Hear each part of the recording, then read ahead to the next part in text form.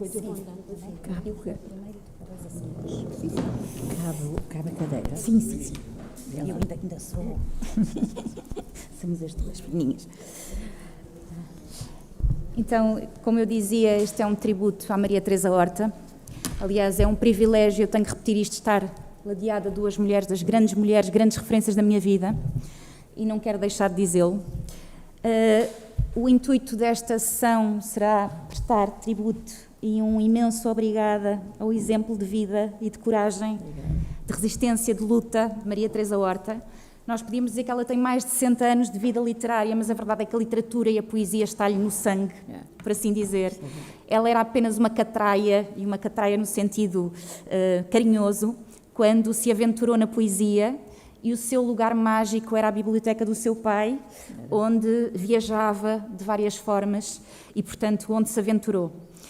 Teve influência importantíssima de mulheres na sua vida, não só da sua mãe, como também da sua avó paterna, que é uma figura importantíssima e que a marcou sempre, e ela poderá, se assim o que entender, falar sobre isso, e a Helena também. E ela impôs-se e foi uma mulher subversiva, no sentido de uma lutadora desde sempre. No próprio jornalismo, em que se impôs num mundo que era um mundo patriarcal, portanto um sistema patriarcal, machista. Ela passou por várias publicações, o Diário de Lisboa, a Capital, República, o Século, Diário de Notícias, Jornal de Letras e Artes, etc. Portanto, uma grande experiência, exato, isso posteriormente.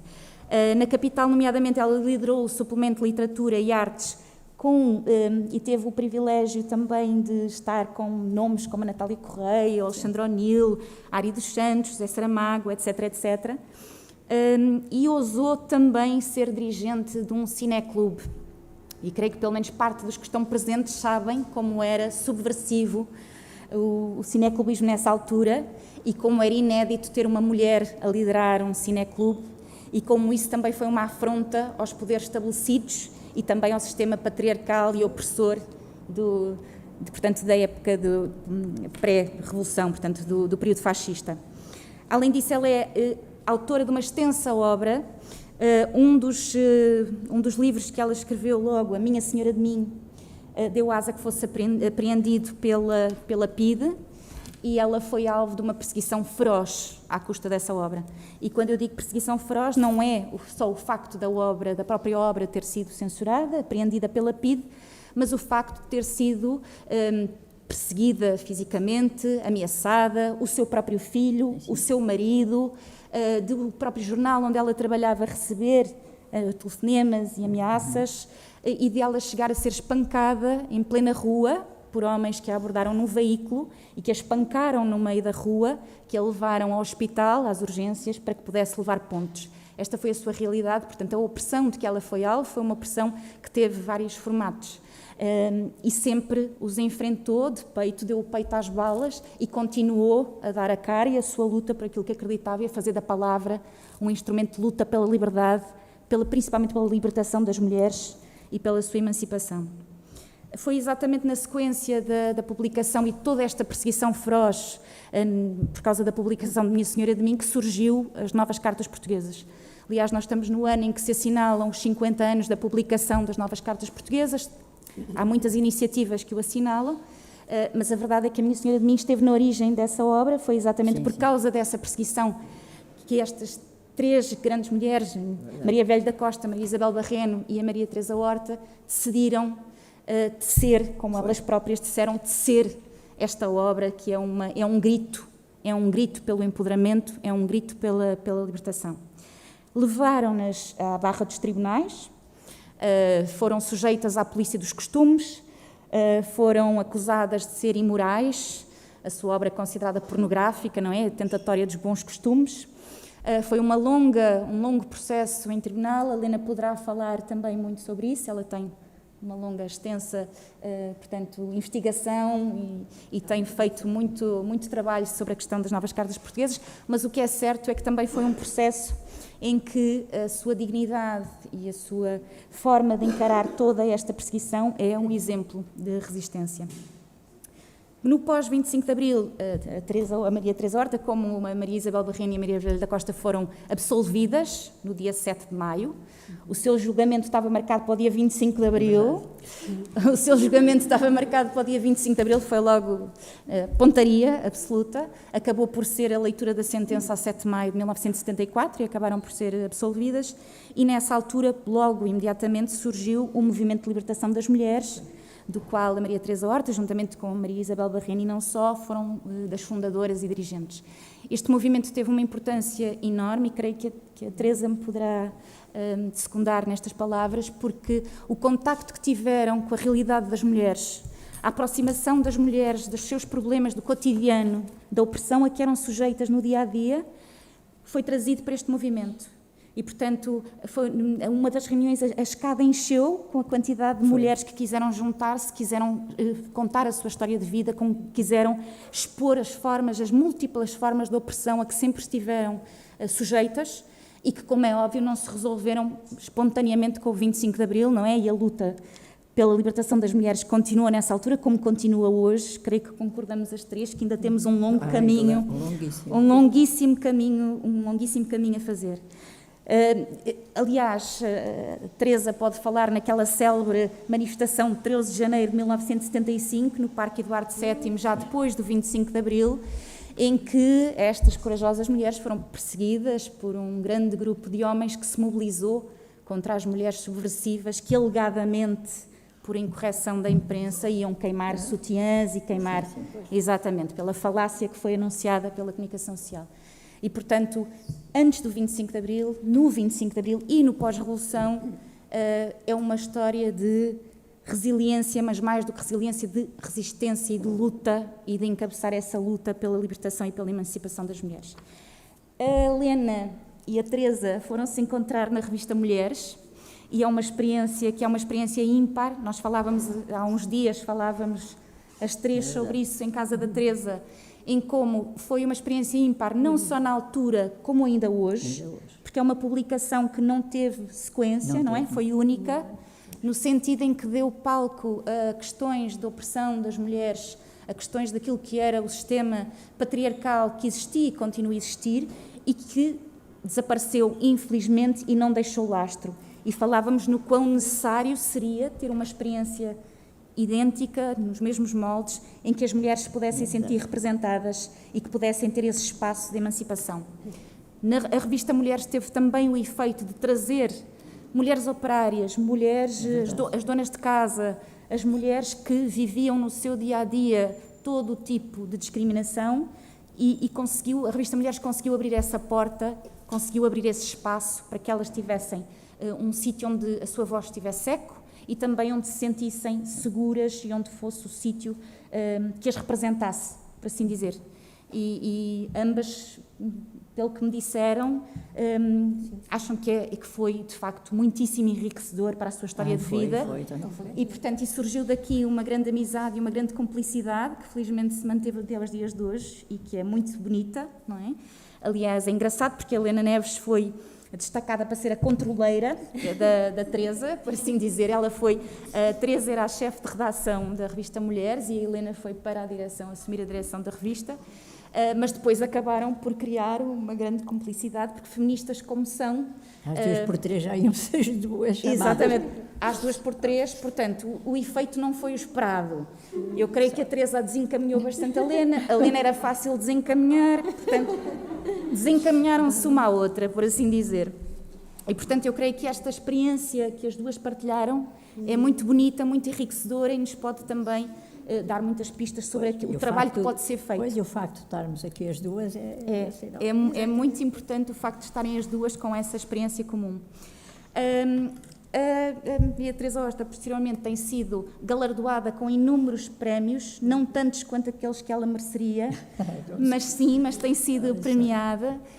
Tem sido sempre coerente na sua vida. Um dos prémios em 2011, o prémio Dom Dinis, da Casa de Mateus, que lhe foi atribuído, e ela agradeceu e aceitou, pela As Luzes de Leonor, que é uma obra vastíssima, muitíssimo completa, de uma investigação fundamental. seria atribuído pelas mãos do Pedro Passos Coelho. A Teresa recusou-se na altura a receber o prémio pelas mãos do Pedro Passos Coelho.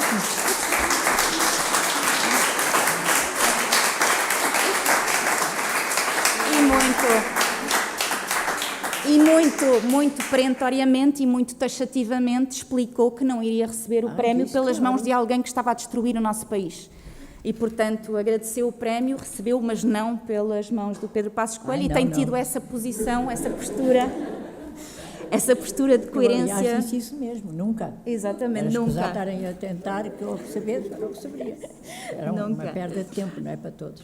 Portanto, a Maria Teresa Horta tem uma história de vida que é cunhada pela luta, a luta intransigente pela liberdade. E ela tem-nos mostrado, a mim, e creio que eu posso falar no coletivo, posso falar no plural, tem-nos mostrado o quanto pode a palavra, o poder que a palavra tem, o quanto a palavra pode ser subversiva. E eu creio que a sua literatura e a sua poesia traz-nos isso, não é? Traz-nos esse caráter emancipador, esse caráter de libertação, e de que tanto precisamos hoje, e do quanto precisamos ainda discutir como a arte, e neste caso a literatura, pode ser uma forma de resistência, uma forma de luta ativa, e deve ser. E a Maria Teresa Horta hoje continua exatamente a fazê-lo e a ensinar-nos como é possível ter essa postura pela vida. E, portanto, eu queria lhe dizer, em meu nome individual, mas creio que em nome coletivo, muitíssimo obrigada, porque de facto é um lastro para a minha geração, e é um lastro para todas as gerações, é um exemplo que nós temos que alimentar e que temos que continuar juntas, principalmente mulheres, e aqui o meu pendor feminista também, a trilhar caminho, não é? A trilhar caminho. Temos conversado as três, quando temos oportunidades, exatamente do que muito falta fazer e no quanto estas questões têm toda a atualidade. Infelizmente, não é? Infelizmente. A Teresa comentava há poucos dias como a violência no namoro, como se está a tornar tão banal entre os jovens, por exemplo. E foi a Teresa que me colocou essa questão de como os jovens hoje em dia batem nelas, matam novamente as está a surgir, namoram, exatamente, dão uma bofetada com todo o desembaraço, não é machista, e elas recebem como se fosse uma prova de amor. Que isto é que é o mais grave. O quanto continuamos juntas a trilhar caminho para um mundo feminista, emancipatório, e a igualdade na diferença, não é, Teresa? Na diferença, exatamente, a igualdade na diferença. Para sermos iguais às Índias, é que eles são, isso aí não vale a pena. Para fazer este tributo à Maria Teresa Horta, à Teresa, peço desculpa chamar assim, Teresa, claro. Para fazer este tributo à Teresa, achámos que a pessoa mais indicada seria a Helena, a que a Teresa concordou em absoluto, pela sua amizade, pela sua cumplicidade, pela história de vida comum que tem, mas porque a própria Helena é também um exemplo, ela, de resistência antifascista, de uma ativista feminista intransigente e de uma coerência que a acompanha em toda a sua vida, ela própria com obras censuradas e apreendidas também pela PIDE antes do 25 de Abril, ela com uma vida dedicada particularmente à temática de género e dos movimentos das mulheres, e também o Jesus Caraça, porque é algo que tu refletes. Exatamente. E, portanto, achámos que seria fundamental ter as duas presentes aqui, e foi possível, conseguimos conciliá-lo. E, portanto, eu passava a palavra à Helena, e agradeço imenso também que tenhas tido a disponibilidade para estar aqui connosco. Não, eu é que agradeço e sinto-me extraordinariamente honrado, embora o termo seja um termo, digamos, do início do século, por esta oportunidade. Antes de entrar propriamente nas novas cartas portuguesas, eu queria apenas, muito brevemente, dizer que, primeiro, não seria a pessoa que sou, como é evidente, sem as novas cartas portuguesas. Mas, digamos, o meu trajeto e os passos que fizeram ser o que eu sou devem muito à literatura. E, portanto, eu não posso deixar de referir dois casos que para mim foram fundamentais. A minha família era burguesa, eu fui filha única e cedo comecei a aprender piano, e até eu e a professora de piano fazíamos alguns recitais. Bem, mas, enfim, não é essa a questão. A questão é que uma vez, numa lição de piano em casa da minha professora, que era uma mulher fantástica, eu vi um livro que se chamava Sermões na Montanha. Eu tinha uma educação profundamente católica, extrema, rezávamos a todos os santos e mais alguns por via da minha avó Maria. E eu, quando vi Sermões na Montanha, pensei que fosse um livro sobre o catolicismo. E então eu disse, professora, eu gostava muito de ler este livro.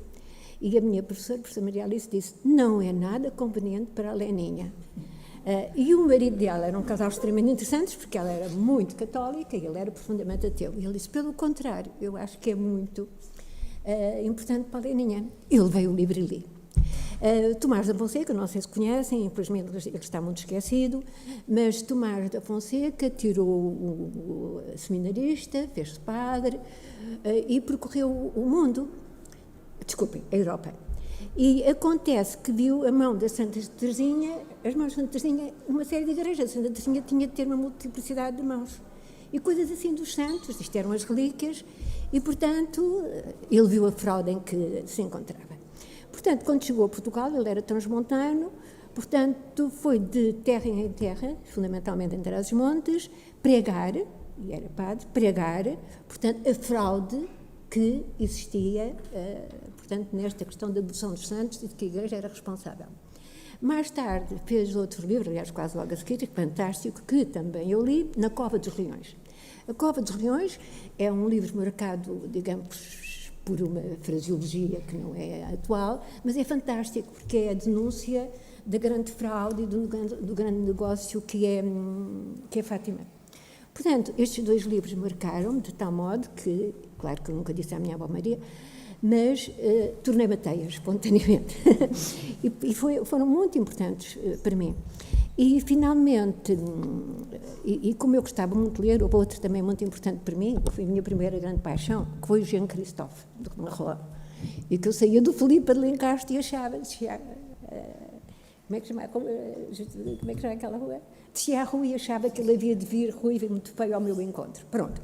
E depois, finalmente, a questão das novas cartas portuguesas, que, evidentemente, eu já era do MDM, antes do 25 de Abril, portanto, e estive presa 3 vezes, pronto, já era do MDM, era do PCP, essas questões todas, mas, e conhecia as novas cartas. Mas realmente não conhecia como cheguei a conhecer posteriormente. Ora bem, as novas cartas portuguesas têm um antecedente, uma raiz, que não sei se tu gostas muito da Mariana, mas eu gosto muito eu acho que este livro é fabuloso. Claro que não tem a qualidade literária como das Três Marias, mas as cartas portuguesas foram de uma freira ao conde de Chamilly, que era um francês que veio cá e que estava situado no Porto, mas depois em Évora, onde onde era o convento da Mariana Alcoforado. Devo dizer que as relações com freiras eram comuns. Por exemplo, o rei Dom Pedro fartou-se de ter convento de Odivelas, enfim, fartou-se de ter relações. Bom, estas cartas constituíram, olha, Luís, que separado, um grande escândalo, como é lógico, não é? E ela era de origem nobre, são apenas 5 cartas, as que não são consideradas falsas, mas realmente, como se diz na História e Literatura, e estou perfeitamente de acordo, mas esse remédio é uma obra de arte. Eu aconselho-vos mesmo a ler. É um monumento de sentimento, de candura, há uma grande verdade, e, quer dizer, são tão belas que é evidente que foram consideradas apócrifas, porque considerava-se que a mulher não podia escrever algo assim. Portanto, é um antepassado das cartas portuguesas. Bem, o início, como é que foi o início deste projeto que revolucionou tanto? Foi, se não se engano, no Bairro Alto, num jantar que vocês 3 tiveram, e daí nasceu exatamente a ideia das Três Marias e das novas cartas. Já sob o nome do Pois. Lembras-te do nome do restaurante? 13. Ah, pois, 13. Pois, exatamente. Pois. Porque os jornais eram todos no Bairro Alto, exceto o Diário de Notícias, que sempre foi na Avenida da Liberdade. Mas era muito engraçado porque toda a gente conhecia por 13, não é? E nós íamos também ao 13. Eu sou jornalista, não é a minha profissão, e estava no jornal e íamos sempre almoçar ao 13. Depois, quando há o meu encontro com a Isabel Barreira e Maria Velha da Costa, eu nesse dia continuava a ir ao 13, mas ia com elas. E passámos a ter uma vez por semana até ao fim das novas cartas, mas começámos antes das novas cartas. Era um local habitual, não era de encontro? Era de todos os jornalistas. Ela e todos os jornalistas trabalhavam até juntas no INE, mas na verdade eu era. E ali no bairro Alto, eu não podia sair dali porque tinha que comer um bocado à pressa, porque tinha que voltar ao jornal, né? Então elas, como podiam, estavam mais à vontade, iam-me lá buscar ao jornal e depois íamos para o 13. Íamos para o 13 e foi uma quantidade de anos, foi assim que nasceram as novas cartas, aliás foi ali. As novas cartas não somente são uma ruptura verdadeiramente revolucionária em termos de movimento das mulheres, em termos do feminismo, em termos da igualdade, etc., como tem algo que muitas vezes não tenho visto muito referido, que é uma singularidade formal única, pelo que eu sei, em Portugal. Porquê? Porque contém poemas, narrativas, tem ensaios, tem relatórios, tem reivindicações. Portanto, isto dá-lhe uma singularidade perfeitamente única como obra. Esta singularidade, que é temática e descrita, porque a escrita é de facto fabulosa, como tem uma crítica lógica acérrima da discriminação, da violência sobre as mulheres, a feminização da pobreza, a reivindicação da igualdade. Portanto, não é uma obra literária de luta. A denúncia da guerra, que é excepcional como está abordada, e tudo, não é preciso texto muito grande, aquilo é tão preciso, tão bem escrito, a colonização, o fascismo, a reivindicação da igualdade, claro, e da democracia, e teve um impacto incrivelmente internacional. Aqui vejam os países: Alemanha, Brasil, Canadá, Espanha, Estados Unidos, França, Bélgica, Inglaterra, Holanda, Irlanda, Itália, Macau, países africanos de língua portuguesa, América do Sul, países de língua espanhola. Eu, por mais que pense, não vejo um livro que tenha tido tanto impacto em termos internacionais com tantas traduções. Até estive a investigar, mas isso de facto não me aparece. Portanto, são diversas as edições, trouxe-vos aqui algumas capas, que acho bastante interessantes. Há outras, claro. Bom, quando ele foi, antes destas capas, para a impressão, de facto, o impressor, que era o António Coelho Dias, ficou perfeitamente em estado de choque e, portanto, afirmou que este texto tinha sido profundamente castigado porque tinha caráter obsceno. E então dizia que era a vagina dentada das Três Marias. Vocês vejam, porque a gente sabe isto, mas lembram, que horror, não é? E então ele fez um relatório em que chama a necessidade para se alertar para o caráter obsceno, como eu já disse, e diz que algumas passagens são perfeitamente chocantes, porque são imorais, e diz, sou do parecer que se proíba a circulação do país de livro em referência, enviando-se o mesmo à Polícia Judiciária, vejam bem, para efeitos de instrução de processo de crime. Isto é uma citação de Ana Barbosa Pedroso, e de facto esta posição dele teve eco, não é? O julgamento foi em 1973. Foram julgadas por pornografia, evidentemente que não vou aqui contar o que se passou no julgamento, que tu poderás depois dizer, mas que foi muito interessante. O juiz era de uma adversidade tremenda, eu tenho lá a documentação sobre isso, mas não nunca mais acabávamos, não é? Portanto, foi de uma adversidade tremenda. Houve um advogado que se opunha, que não me recordo o nome, quem era, não te lembras? Um advogado que se opunha a esta violência do juiz. Pois, também não me lembro. Pois. E então, o advogado de defesa, Cristiano Pena, eu acho que não foi o Cristiano Pena, mas talvez tenha sido. Se fossem homens a escrever, diz ele, em pleno tribunal, teriam sido acusados e condenados de pornografia e ofensa à moral pública. Bem, Depois houve uma questão de motivos processuais e acontece que, isto é uma foto do julgamento, a Teresa aqui a rir, elas com as mais sérias, tu fosse dizer Isabel, mas a Teresa fica calar dela, porque de facto o julgamento é evidente que depois de 74, e portanto o julgamento que tinha sido adiado por questões processuais não se realizou. Portanto, desculpem, ainda teve o julgamento de 74 realizou-se, só que houve a absolvição, pois claro, em virtude de 74. Pois. Não houve absolvição, 7 de maio. É difícil dizer isso, porque a coisa é assim, quando chega à altura de pedirem, houve 2 vezes. A primeira vez, que era para saber se havia ou não havia julgamento. E o senhor, o juiz estava sentado, mas não era o juiz, era o promotor público. Ele apareceu, era gordinho, baixinho, e olhava para nós e fazia sempre assim. Era uma coisa aborrecida.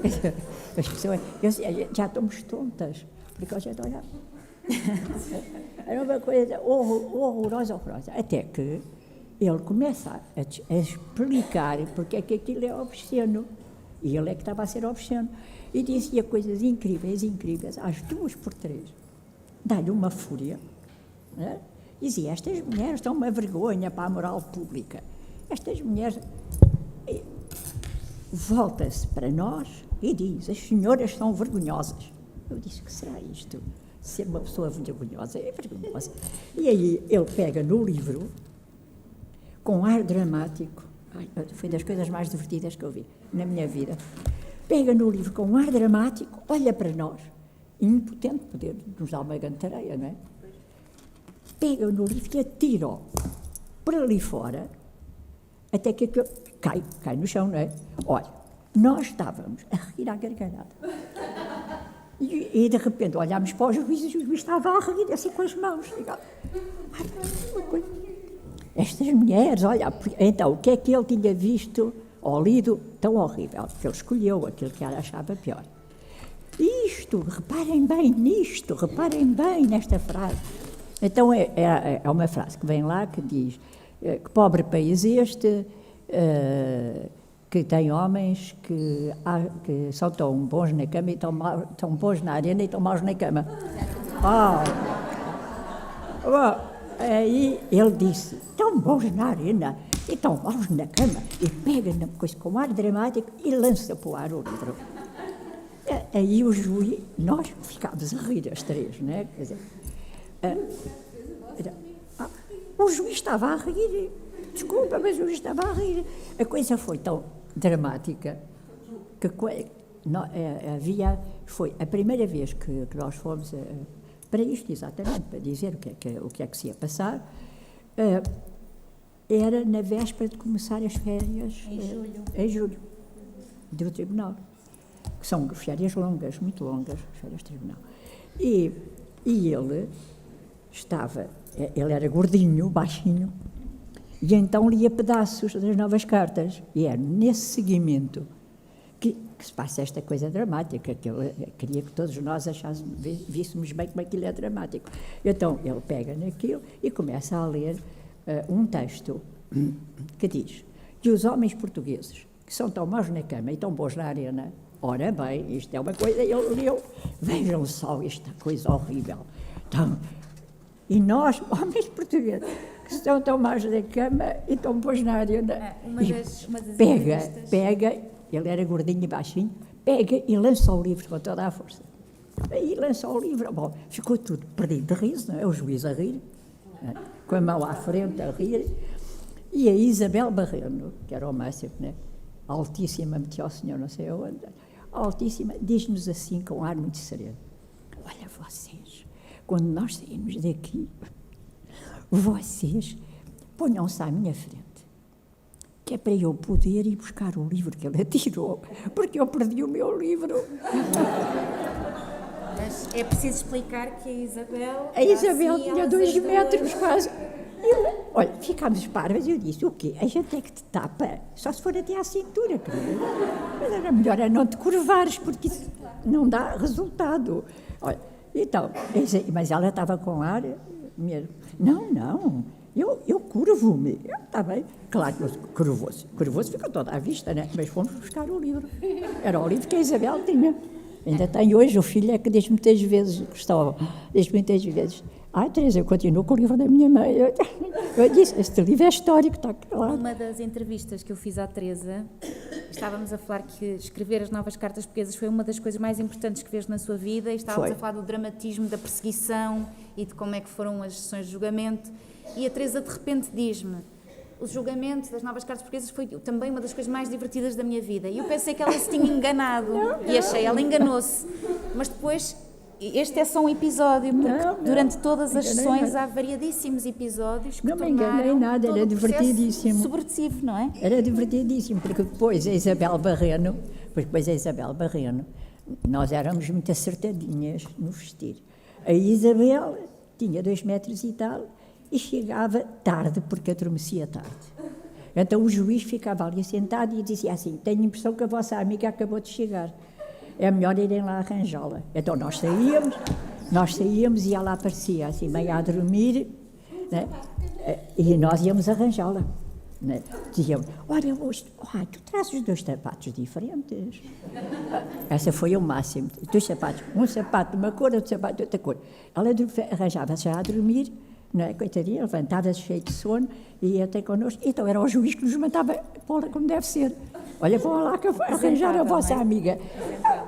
E nós lá íamos, não é? Arranjar a nossa amiga, que ficava 3 metros atrás, acima de nós. Nós tínhamos 1,60 m e tal, ela tinha 2 metros e tal. Está bem. Era uma coisa, é que as novas cartas é perfeitamente estranho. Como é que aquilo se passou? Porque eram coisas... Olha, então, os nossos advogados, eu juro que não falo mais, mas os nossos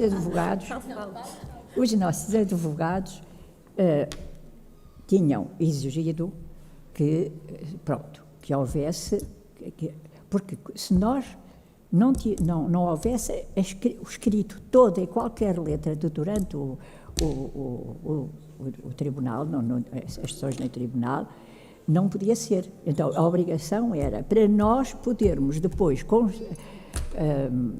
não dizermos não quero, isso, nós não estamos de acordo, é preciso julgar outra vez. Isso podia ser feito. Só que os nossos advogados disseram só pode ser feito se, na realidade, ficar tudo escrito completamente. Tudo escrito. Não há uma palavra que vocês digam que não possa ser escrita. Então, mandaram para lá, isto é uma coisa que parece do século passado, mandaram para lá uma senhora, coitadinha, não era, que escrevia ao pé de nós, numa mesinha pequenina, e ela tinha uma caneta daquelas antigas e mergulhava no inteiro. Então nós dizíamos, então a senhora Maria Teresa Horta está de acordo ou não está de acordo, tudo aquilo ela tinha que escrever, tudo, não havia uma palavra. Passávamos a vida a ter que repetir tudo. Né? Olha, ó seus doutoras e seus doutores, eu não ouvi nada, não percebi isto. Outra vez, então agora repitam lá, se faz favor, seus doutores. Então tinha uma mesinha pequenina ao pé de nós, coitadinha ali no coisa. Então, era caricato, sabe? Era uma coisa, tudo aquilo era caricato, mas eles estavam muito empenhados em dar cabo de nós, muito empenhados, mesmo. Mas foi correto fazer um Cristiano Pena. Sim. Sim, era muito bom. Sim, mas havia 1 ou 2, não era? Havia dois advogados de defesa, mas um era mais fraco, pois.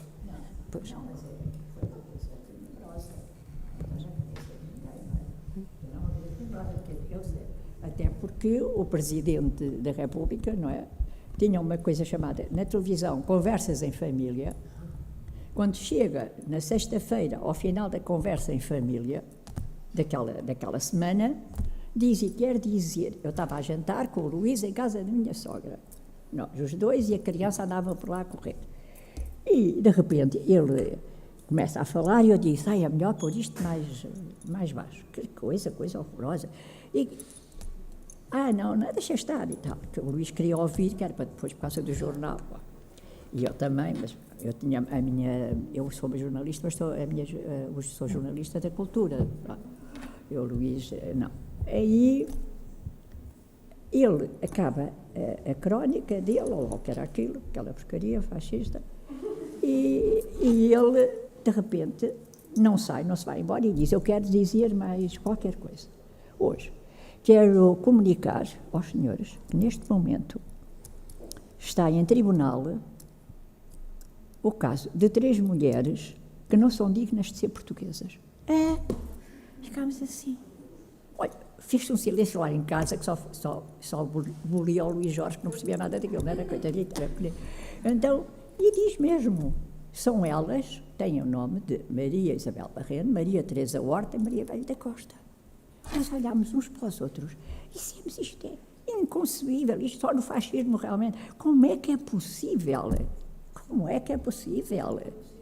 Como é? É que é daquelas coisas que ficas varado a olhar e pouca vergonha além do mais, não é? Porque nem sequer, mas o ar dele, não são dignas de ser portuguesas. Olha, conclusão, saiu-lhe o tiro pela culatra. Não estava à espera da Não era, mobilização, porque não é? ele é que fez aquele chinfrim todo e comunicou para o estrangeiro que aquilo era uma pouca vergonha e pronto.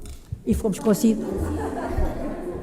Falta-me aqui, assim, portanto, uma que eu fiz, mas que não está aqui, que me comentou também no louco, mas que foi a profundíssima solidariedade internacional. Simone de Beauvoir, Clarice Lispector e tantas outras, de facto, que foi uma solidariedade de escritoras de todas as partes, sobretudo da Europa, e que foi formidável. Não sei porque é que tem isto aqui, não tem isto aqui. Ontem, quando eu estava a fazer isto, o meu gato fartou-se subir e criou-me muitos problemas, porque apagou-me coisas e tudo. A sério, é o meu companheiro, mas enfim. É muito importante. Sim, sim.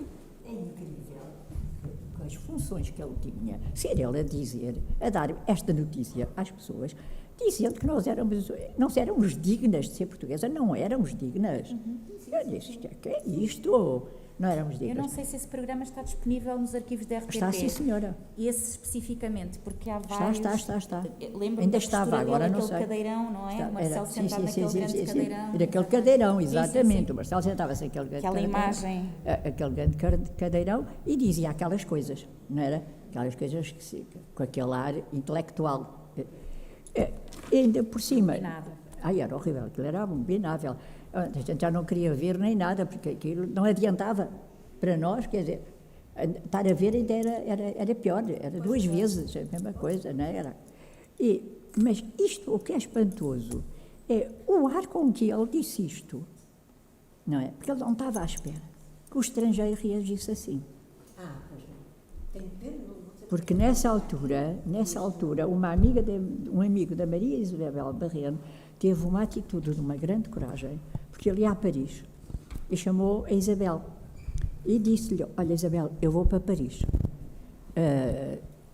e tu diz às outras 2 se querem que eu leve o livro para Paris e a quem é que querem que eu entregue. Ora, é preciso dizer, porque felizmente vocês já não sabem disto, portanto, não se lembram, já não sabem disto, portanto, ainda bem. Portanto, felizmente, é muito bom sinal. É que, quando nós íamos para o estrangeiro, tínhamos que mostrar a mala antes de sair, não era só à entrada, era antes de sair, para ver se levávamos alguma coisa, para denunciar e coisas assim, não é? Isto podia acontecer em qualquer altura da viagem. Nós íamos sempre, eu e o meu marido, íamos sempre de comboio, porque não tínhamos dinheiro para avião, e era muito tempo. E eles apareciam em qualquer altura, e diziam as malas. Isto com o comboio em andamento ou com o avião. Quer dizer, completamente. E chegavam ali, e nós não ficávamos presos em Lisboa, ficávamos presos no sítio para onde íamos. Quer dizer, e éramos recambiados para Lisboa. E aí éramos recambiados para a prisão, não é? Inconcebível. As coisas que se faziam na altura. Hoje em dia, eu de vez em quando acordo, porque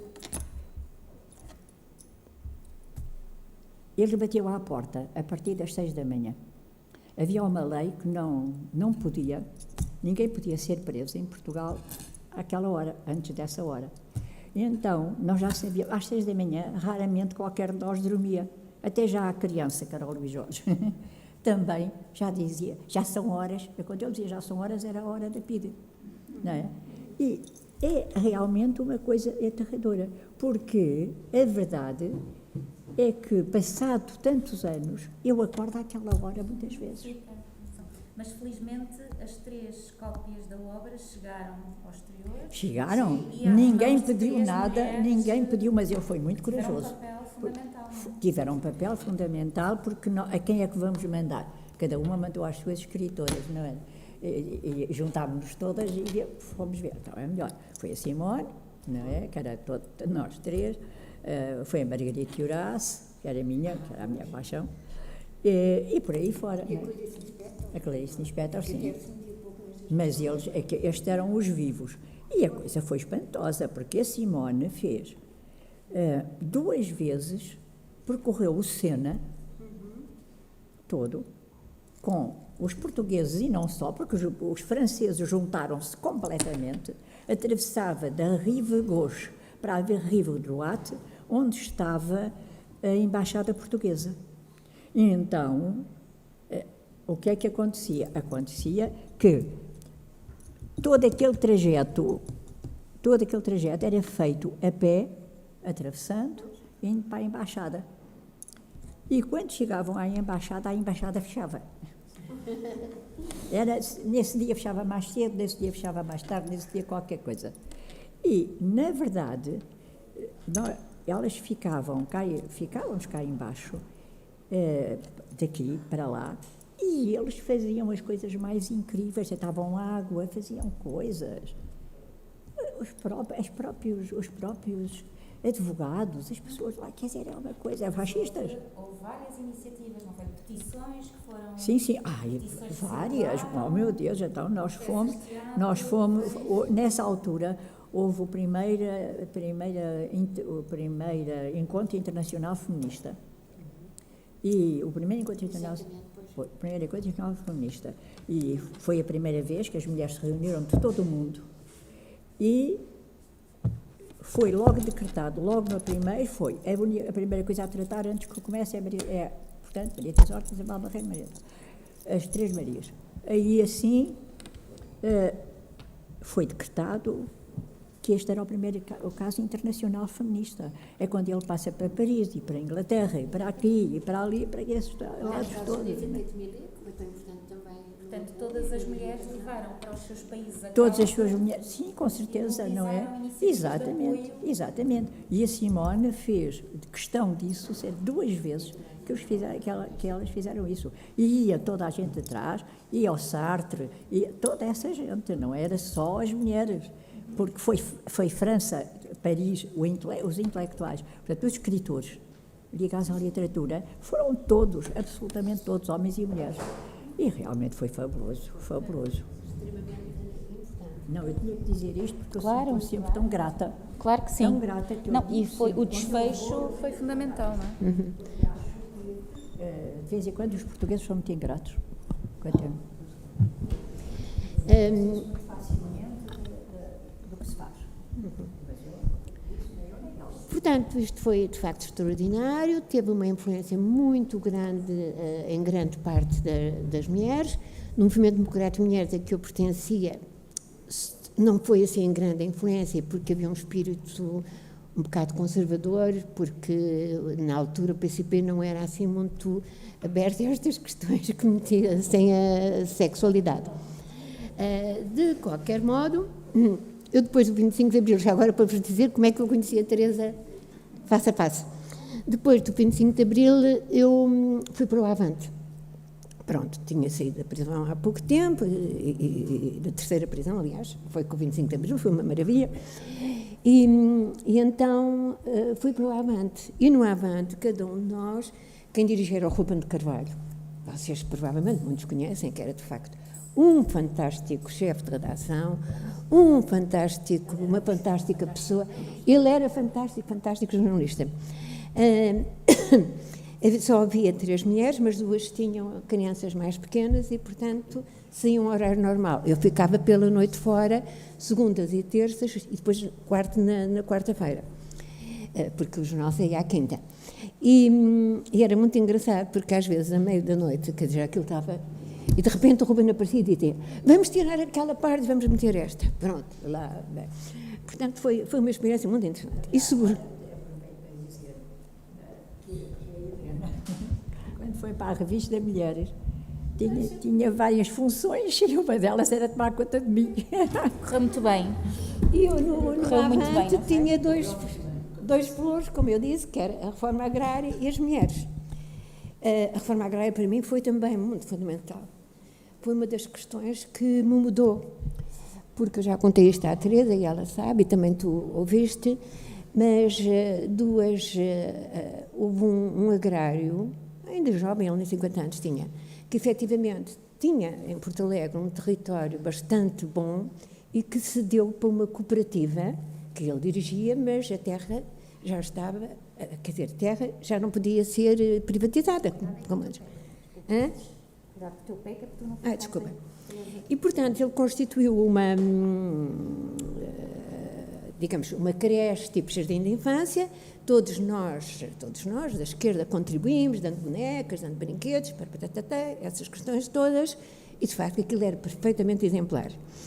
E então, na primeira viagem que eu fiz para a reportagem à cooperativa 1º de Maio, o que é que eu vejo? Vejo em cima do guarda-vestidos, porque ele tinha um guarda-vestido, embora não tivesse quartos, porque elas passaram em casa dos pais, mas as instalações bastante boas, vejo várias bonecas, inclusivamente bonecas que eu própria tinha dado, consultando as minhas filhas.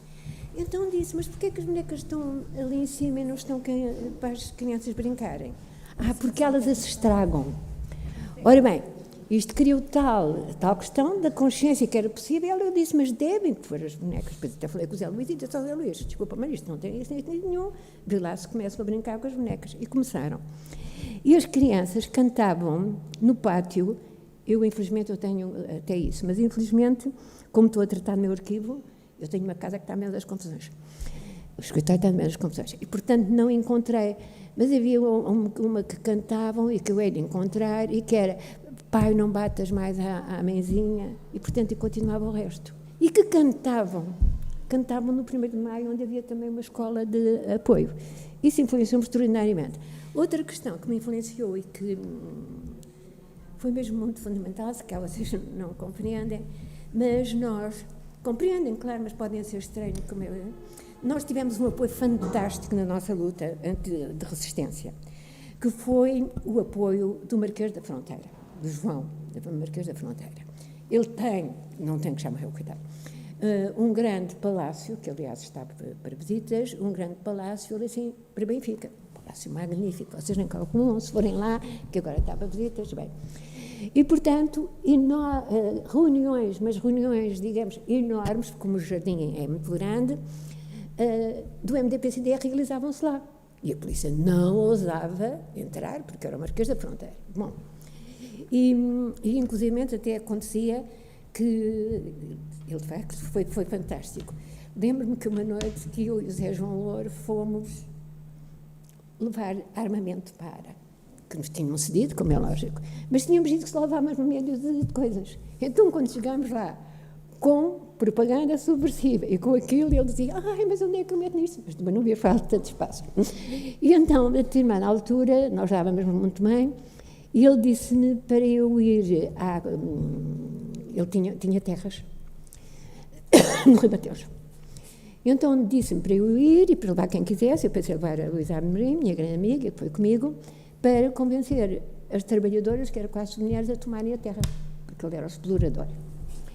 Então lá fomos, e devo dizer que parecia um filme italiano, aqueles Visconti, então fomos para uma casa incrível, em que fomos servidas com todas as honras, com criados de negro, e havia um que não intervinha, mas que estava a vigiar, também todo vestido de preto e tudo. E depois aconteceu uma coisa muito engraçada, que eu não resisto a contar, ela não se importa que eu conte. Primeiro foi marisco, e depois veio o recipiente com água e limão. E então a Luísa Amarim disse, foi muito engraçado, ela diz, conta porque eu até acho engraçado, disse, não percebo o que é isto, eu bebo isto. Foi, aliás, o que tinha acontecido os primeiros republicanos. E depois, uma das tiazinhas, eram 3 tiazinhas, dele disseram, parece impossível, e ralharam com o empregado, que não, parece impossível não dizer. Bom, o que acontece é que, portanto, no dia a seguir, nós fomos com o chofer, como te dizia, e fomos com a mulher dele nessa altura, que era uma jovem, muito bonita, loura, de olhos azuis, que era muito graça, ela quase não sabia falar. Bem, mas não interessa. Só interessa que é impressionante.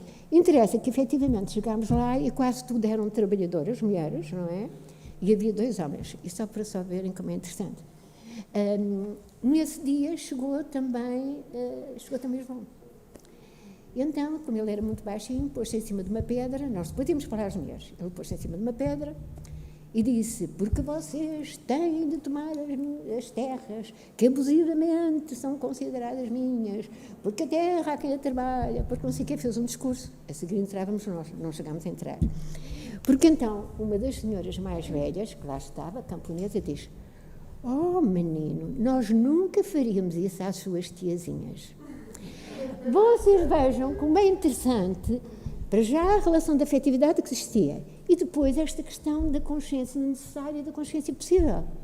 E a consciência possível, muitas vezes, tem de ser respeitada, porque, de facto, ela muitas vezes é um passo, olha como foi a minha, que era toda catequeses, e tu no Avante dedicavas-te essencialmente à questão do PREC e das mulheres e era um trabalho que tu gostavas muito de fazer, não é? E gostava ainda mais da reforma agrária. Mas depois acabaste por ser recambiada para a revista Mulheres, não é? Pedido do PCP para ir fazer um pouco o papel da controleira. Com muita relutância.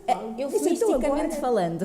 Quer dizer, de controleira da... Eu gostava da revista, vejam bem, como é evidente, gostava da revista. E então... fui para a revista para controlar. E a Teresa tinha consciência disso. Ficámos muito amigas. E então, mas eu é que sofri o grande impacto. Porque uma vez publicámos uma coisa que parecia um homem com uma... como é que era? Uma camisa cor-de-rosa. Lá sou eu chamada. Lembras-te? Porque a camisa era cor-de-rosa. Depois, mas houve coisas perfeitamente... eu tenho, quer dizer, eu não seria a mulher que sou sem o PCP, mas eu de facto acho que era incrível. Porque lembro-me de 2 menininhas que apareciam, lembras-te? Era assim, tu estavas com o telefone, telefonaram-te e disseram que até a Inter já tinha, que tinha lá revistas para vender, aquela revista era tão horrorosa, naquele número, que até tinham pensado fechar, não abrir a porta. E a Helena disse-me, Teresa, ora, a revista tinha acabado de sair das nossas mãos, eu fui para a tipografia por causa de fazer a revista. Quando voltei, havia aquele burburinho, isto é uma coisa incrível. O quê? Uma mulher? Teresa! Bem, para quem não acompanhou, isto era um número da revista que tinha acabado de sair, de não, ser mas publicado. eu já digo, aquilo é assim, está uma mulher nua na revista. Olha, Teresa, não está uma mulher nua, então não é possível. Eu disse, não, Helena, uma mulher nua. Que disparate. Olha, só se eu fosse doida, não era? Porque a revista já não saía, era lógico. Aí assim, olha, vai lá buscar. E nós olhámos para a primeira página. Era uma criança pequenininha, com 1 ano e tal, a sair das salsas ondas, nuazinha, e a correr para os braços da mãe, vestida. Não, a criança não estava vestida. Não, a criança não, a mãe. A mãe. E a Helena disse, não, disse a Helena com ar pasmado, não há aqui nenhuma mulher nua, não há aqui nenhuma mulher nua. Mas, a seguir logo, aconteceu outra coisa, que foi, eu coloquei, a Helena disse, nunca dás poemas nenhums, não sei o quê, para aqui. Está bem, então. Enfim, havia um poema que eu tinha, disse, olha, Helena, vê se gostas, ela gostou. Fomos escolher a imagem e aquilo era sobre cavalos. Tinha cavalos, o poema. Isto é outra, que eu acho espantoso. Publicaram na revista o poema. E na altura em que saiu aquilo, nós fomos olhar, era exatamente o que tínhamos escolhido, era uma menina que vinha a sair das ondas, não, A menina que vinha a sair das ondas é a primeira. A segunda era, na segunda página, portanto, abria-se, não é? Vieste a primeira página, aqui estava, para abrir a revista, uma rapariga montada num cavalo e com o rosto encostado à crina do cavalo e vestidinha. E isso, mas o que é agora um mal? Qual é o mal? Eu não estou a ver. Então responderam à Helena esta coisa maravilhosa. Este gesto eu acho lindo. Isto são as coisas da Teresa. Porque a poesia, tinha uma poesia minha, claro. Então, uma mulher a masturbar-se em cima de um cavalo. A censura não se extinguiu com o 25 de Abril. Uma mulher a masturbar-se. Mas a mulher, coitadinha, está encostada ao cavalo. A mulher está a andar a cavalo. Como é que a mulher está com as mãozinhas no cavalo, na rédea? Não é preciso. Pronto, está bem, eu não sabia. Olha, ainda bem que me dizem. Nem é preciso mãozinhas. Quer dizer... É coisa, o senhor diz, pronto, está bem. E por essa mesma razão acabou por levar Agora ao vocês podem desaparecimento calcular da a revista, paciência que era preciso para estarmos na revista Mulher. Anulada e, inclusivamente, quer dizer, como funcionária, quer dizer, militante, é funcionário, não era funcionário, meu marido é que era funcionário. Portanto, saí com um grande desgosto da revista, não é?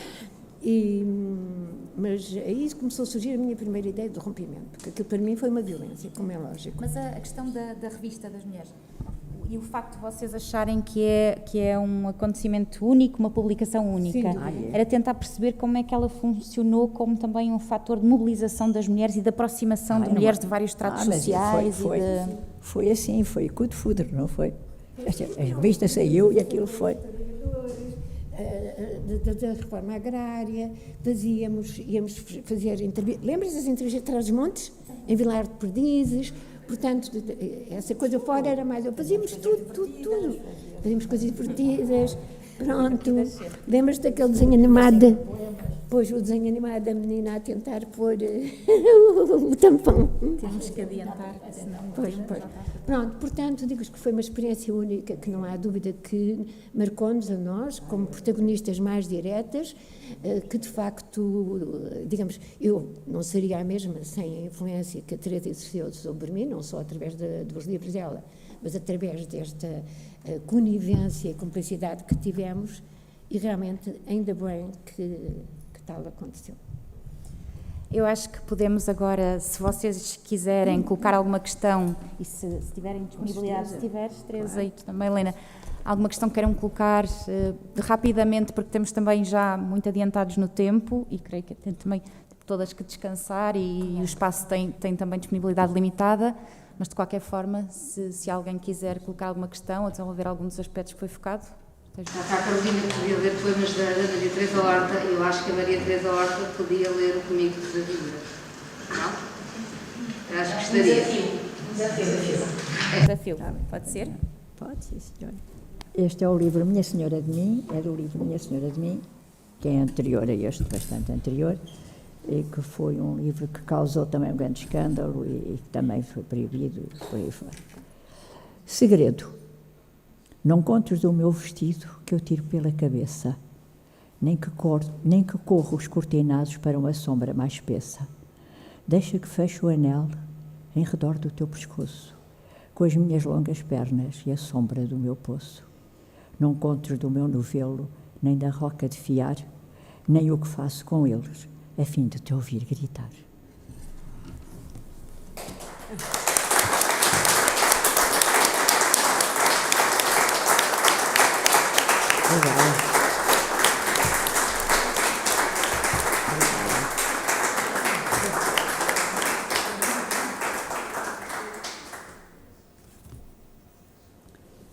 Portanto, este é este. Despe-me depressa até estar nua. Entrega-me sem disfarce o meu desejo. Quero fazer amor contigo, tocar-te em sobressalto a boca, o beijo, e as partes do teu corpo que eu não entendo, e que não digo, e aquilo que me fazes à luz da lua, enquanto te enveneno de prazer, mostrando devagar como sou tua.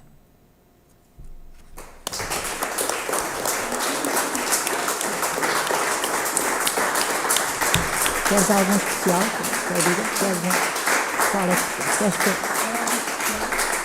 Obrigada.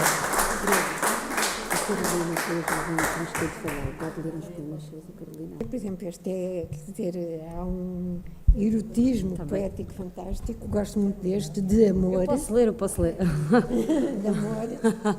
E também gosto muito do errante. Aliás, gosto de todos, por mim. Vou ler aqui uns foram selecionados.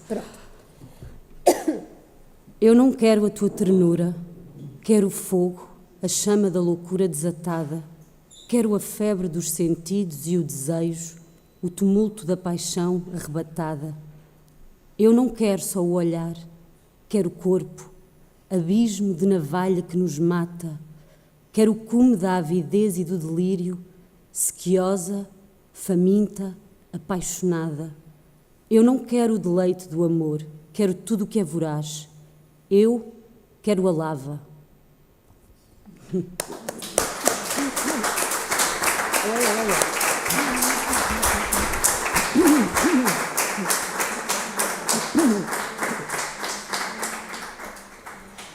Gosto muito deste, gosto de todos, mas este vulnerável eu gosto especialmente.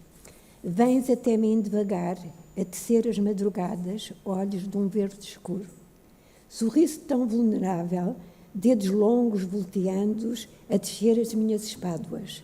Frágil, oh meu amor incomparável.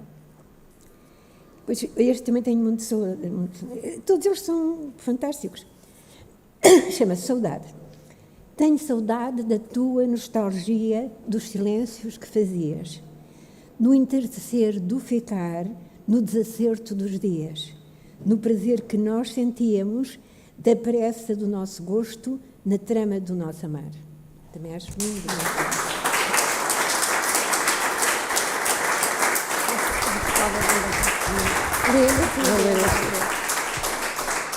Vou ler mais um que eu acho que também é muito bonito. Nem só do teu silêncio direi raiva, nem de todo o meu corpo direi vício, nem de todo o pénis direi arma, e apenas do teu direi ter sido. Quando o vácuo é de vingar ou de vergar, cravando sobre os seios a sua enxada, quando a minha boca se conjuga no baixo do teu ventre e tua espada, nem de todo o desejo direi verão, nem de todo o grito a tua imagem, nem de toda a ausência direi chão, e só de teus flancos a viagem. É muito bonito.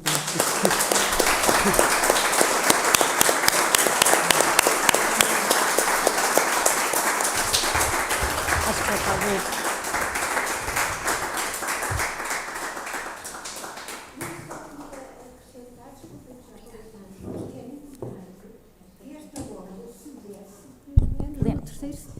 Acho que seria muito importante que esta obra se desse pelo menos no terceiro ciclo, porque é uma obra fundamental sob o ponto de vista das mentalidades e da luta das mulheres, e além disso, portanto, o conteúdo é revolucionário e, digamos, e a escrita é de uma perfeição incrível, de uma beleza incrível. E o que eu apanho, às vezes, é que, efetivamente, não há muita consciência do que foi a luta das mulheres e muita gente não conhece. A nova geração de 15, 16, 17 anos não conhece as novas cartas portuguesas. Portanto, se pudesse fazer, até o Bloco e tudo, pronto, e outras associações, qualquer coisa no sentido que entrasse como uma obra obrigatória no ensino, quinto, sexto, sétimo ano, como quiserem, ou décimo primeiro, segundo, como agora se disse, não é evidentemente para os primeiros anos, era fundamental, porque ainda há muita, eu ainda falo às vezes com jovenzinhas que até são filhas e uma outra neta de pessoas que eu conheço, e realmente não há uma consciência feminina, e isso é tremendo, é tremendo. Eu queria agradecer a todas e a todos, principalmente à Teresa, de ter tido a disponibilidade de estar aqui, e é um grande privilégio, e espero que estejamos juntas em muito mais ocasiões e que continuemos a discutir as questões feministas e da libertação das mulheres que estão na atualidade e que são mais prementes do que nunca, e que continuemos a trilhar um caminho que a Teresa sempre trilhou durante toda a sua vida. E, portanto, muito obrigada, e obrigada a todas e a todos.